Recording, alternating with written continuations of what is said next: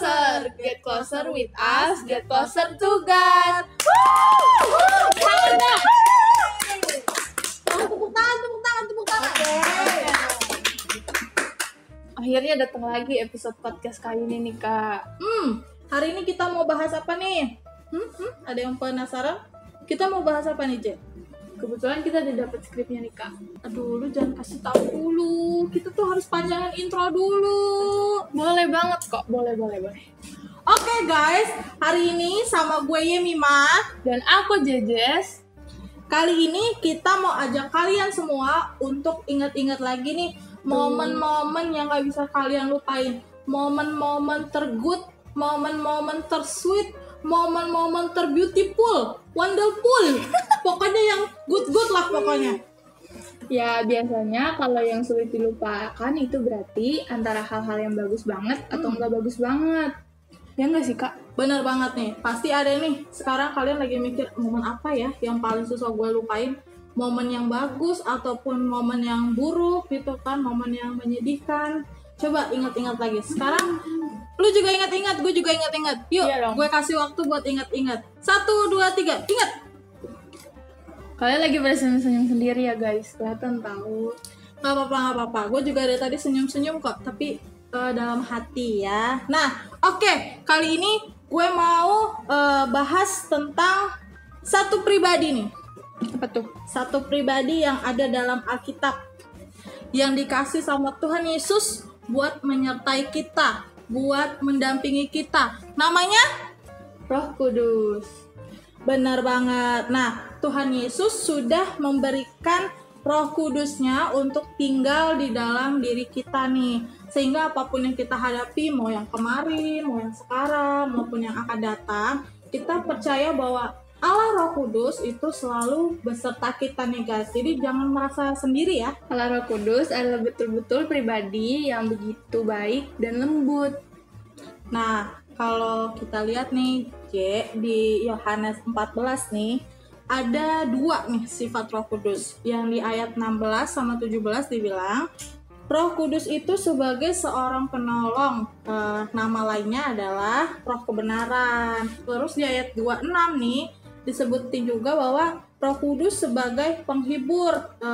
Yang itu Roh Kudus yang diutus Bapa untuk tinggal di dalam kita. Wah, menarik banget nih guys. Jadi, ada 2 peranan dari Roh Kudus, yaitu 1 penolong, 2 penghibur, yaitu Roh Kudus. Mari kita bahas satu-satu persatu ya Kak. Benar banget. Mari kita bahas.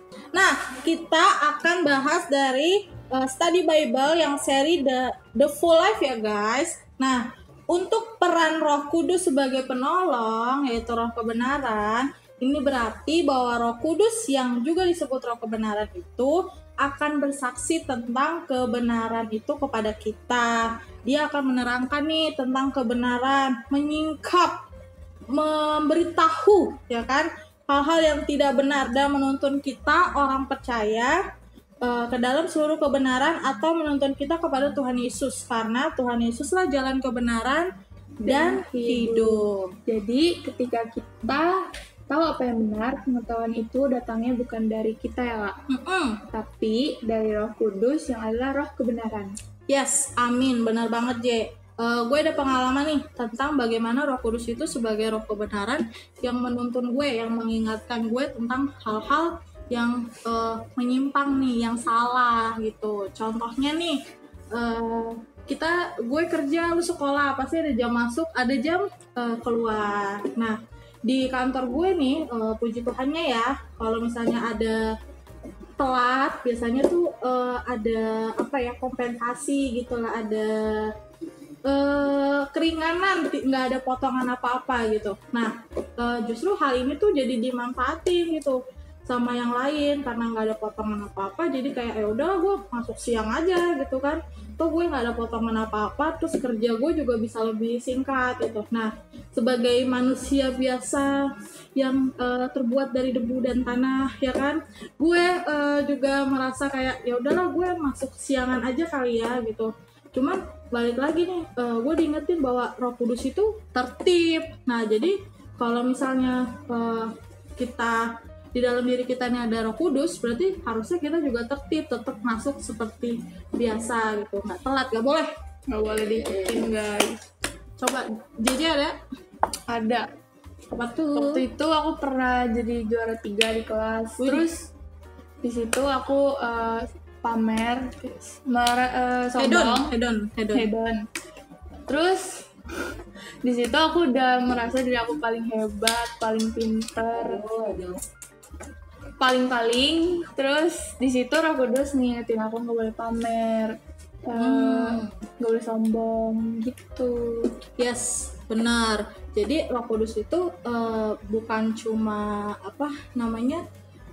sebagai roh kebenaran gitu kan, yang cuma tinggal dalam diri kita doang nggak ngapa-ngapain, tapi dia bekerja gitu, memberitahu kita mana nih yang benar, mana nih yang salah gitu. Nah, kayak gimana dengan orang yang udah meninggalkan atau mengorbankan kebenaran yang sudah diterangkan oleh Roh Kudus, misalnya demi kesatuan atau karena kasih kepada sesama atau alasan orang lainnya, karena kita Hilaf, ya ampun. Emang biasanya kalau kita buat salah tuh guys, pasti alasannya apa? Maaf, hilaf gitu kan, padahal sebenarnya sengaja gitu kan, udah tahu nih, cuma ya udahlah, ntar bilang aja hilaf gitu. Nah, yang pasti ketika kita berbuat hal kayak gitu, itu artinya kita lagi menyangkal Roh Kudus. Kayak tadi kamu bilang tuh meninggalkan atau mengorbankan kebenaran. Nah, itu berarti agak dalam dikit ya. Jadi kita tuh sama aja kayak menyangkal Tuhan Yesus gitu. Karena Tuhan Yesus adalah jalan dan kebenaran dan hidup. Benar. Kita nggak bisa hidup tanpa Tuhan Yesus ya guys. Ingat ya. So, episode kali ini puji Tuhan banget nih kita bisa sharing tentang hal ini sama-sama, tentang peranan Roh Kudus ya. Itu bukan cuma buat kalian teman-teman yang ada di rumah, tapi juga buat gue nih, buat JJ, buat editor, buat kameramen, buat kita yang bikin gitu kan, pokoknya buat semuanya. Terus kita juga harus bikin komitmen nih, semoga kedepannya kita tetap berfokus kepada kebenaran. Amin.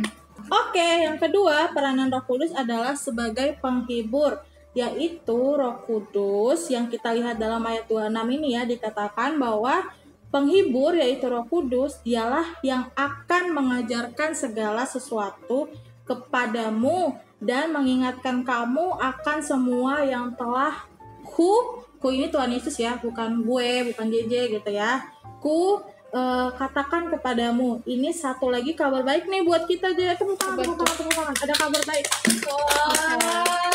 Kabar baik nih, kalau penghiburan dan sukacita kita itu dijamin guys oleh Roh Kudus. Karena Roh Kudus yang ada dalam diri kita pasti bekerja nih buat menghibur teman-teman semua, buat menghibur kita kalau kita sedang sedih, sedang hilang harapan, sedang putus asa gitu ya. Jadi ketika kita mau hidup berjalan dalam Roh Kudus, dia menghibur kita, mengajarkan kepada kita segala sesuatu, bukan sebagian, separoh, setengah, seperempat, kayak gula kan tuh, 7/8, tapi semuanya, segala hal, baik yang ada kemarin, hari ini, maupun yang akan datang. Semacam penerawangan gitu ya Kak? Semuanya, Roh Kudus itu akan mengajarkan semuanya kepada kita. Aku yakin nih kamu pasti punya nih kesaksian tentang Roh Kudus sebagai penghibur tuh bekerja dalam diri kamu. Coba apa? Waktu itu aku pernah putus asa, terus sampai mau nyerah. Ya ampun. Aku ngomong, kok Tuhan Yesus jahat banget, sampai biarin aku kayak gini. Nah di situ Roh Kudus ngingetin lagi, buat gak boleh kayak gitu, harus gak percaya sama Tuhan, minta ampun, gitu Kak. Bagus banget ya. Aku juga punya nih contoh kecil gitu ya. Kan kita lagi COVID nih guys, lagi gereja juga di rumah masing-masing gitu kan. Nah, Roh Kudus hadir nih menghibur kita buat apa nih? Buat tetap semangat, buat tetap rajin ibadahnya, rajin baca Alkitabnya, rajin tetap cool gitu kan sama teman-teman yang lain walaupun lewat Zoom atau lewat media sosial yang lain gitu. Karena Jangan sampai kita cuman kelihatan hedon, kelihatan sukacita gitu ya, walau cuma hari Minggu doang saat kelihatan orang gitu, tapi pas saat kita sendirian gitu sekarang nih lagi kayak gini, kita justru malah menurun, suam-suam kuku gitu kan, kadang rajin, kadang enggak gitu kan, kadang males banget. Nah gitu guys, lanjut lagi ya. Gak hanya mengajarkan segala sesuatu, Roh Kudus juga nih mengingatkan kita tentang semua yang Tuhan Yesus katakan kepada kita. Adalah buktinya, J. Apa tuh, Kak? Alkitab. Alkitab ini bukti karya Roh Kudus yang sudah mengingatkan semua yang Tuhan Yesus katakan. Wah, bener banget tuh, Kak. Alkitab ini ditulis oleh murid-murid Tuhan Yesus, diilhami oleh Roh Kudus, dan Alkitab ini mengajarkan segala sesuatu yang dulu, hari ini, maupun yang akan datang. Benar banget. Nah, ada satu lagi nih hal yang menarik nih, J, tentang peranan Roh Kudus sebagai penghibur, yaitu Roh Kudus bagi orang-orang perjanjian baru nih, kayak gue nih kan, gue perjanjian baru banget, gila nggak sih? Lu perjanjian baru nggak? Oke, nah sebagai orang-orang perjanjian baru nih, yang terpenting tentang Roh Kudus bukanlah tentang kebesaran dan kuasanya, tapi dia adalah kudus, tentang karakternya. Kita bersyukur ya guys, Tuhan Yesus sudah memberikan kita Roh Kudus untuk diam di dalam diri kita, menuntun kita, mengajar kita, menghibur kita, menyertai kita sampai Tuhan Yesus bilang sampai dia datang, sampai akhir zaman gitu kan. Nah, untuk terus mengalami pembaruan hidup, kita harus terus memiliki karakter yang Tuhan mau. Tentunya kita harus berjalan bersama Roh Kudus. Tuh. Gimana? Kalian udah siap dan antusias untuk terus berjalan bersama Roh Kudus belum guys? Penolong dan penghibur kita loh guys. Siap. 86 siap. Kalau kamu gimana, J? Siap banget guys. Oh iya, satu lagi nih aku ingat nih. Kita itu dulu sekolah minggu tuh diajarin lagu buah-buah roh ya. Nah, gimana caranya supaya kita tetap terhubung sama Roh Kudus? Ya udah, kita ingat aja tuh tentang buah-buah roh. Kamu pernah diajarin nggak lagunya pada sekolah minggu? Pernah dong Kak, aku kan lulus sekolah minggu dengan baik. Ada ayatnya juga dan lagunya juga lulus. Ayatnya di mana tuh? Galatia 5 ayat 22 sampai 23. Luar biasa, mantul. Lulusan mana nih? Lulusan Lewi Kids? Lewi Kids, ya ampun, hebat, luar biasa ya. Ada lagunya guys. Kasih sukacita, damai sejahtera, kesabaran, kemurahan, kebaikan, kesetiaan, kelemah lembutan, dan penguasaan diri. Mohon maaf ya nadanya kayaknya salah, tapi isinya bener, yang penting ya. Oh ya guys, aku juga sempat baca di satu artikel rohani tentang buah-buah roh ini. Jadi, bukan berarti kita berusaha atau mencoba untuk menjadi orang yang penuh kasih, sabar, baik hati, dan ramah. Tapi Tuhan meminta kita untuk bersandar kepadanya untuk mempunyai buah-buah roh itu dalam hidup kita. Puji Tuhan ya guys, melalui bahasan kita kali ini berjalan bersama Roh Kudus, kita diingatkan kembali nih untuk gimana caranya tetap intim sama Roh Kudus, tentang pribadi dan peranan Roh Kudus yang begitu manis, lembut, yang mendorong kita dan memimpin kita kepada kebenaran dan karakter seperti Tuhan kita, yaitu Tuhan Yesus Kristus. Benar banget. Demikian Get Closer kita hari ini. Terima kasih buat teman-teman yang sudah nonton. Semoga bisa bermanfaat ya guys buat kita semua ke depannya.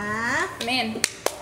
Kalau kalian suka episode kali ini, boleh dong kasih jempolnya, like ya. Dan untuk kegiatan GC Youth selanjutnya bisa dilihat di IG kita di @gc.lewi biar nggak ketinggalan beritanya guys.